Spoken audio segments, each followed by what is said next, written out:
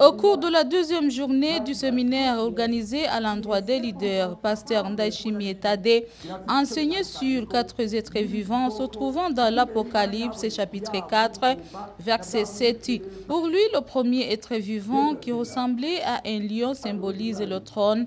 Le deuxième qui ressemblait à un jeune taureau symbolise un leader courageux qui travaille pour le bien-être des autres et de son pays. Le troisième être vivant qui est l'homme symbolise la pensée et l'intelligence. Et enfin, un aigle symbolise le courage et la patience. Ce prédicateur a indiqué qu'un beau leader se préoccupe pour le bon futur de son peuple. À partir des paroles écrites dans le livre d'Isaïe, chapitre 18, verset 1, Pasteur Tade Ndayishimiye a rassuré ses leaders que le Burundi est un don de Dieu et personne ne peut l'écraser.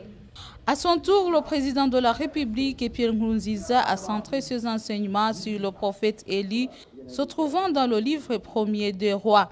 Il a insisté sur 9 caractéristiques d'un beau leader.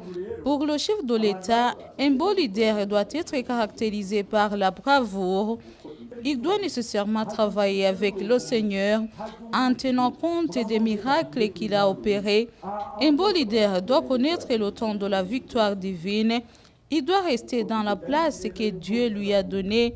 Un beau leader doit marcher avec le Seigneur et ne doit pas reculer en arrière car Dieu est avec lui.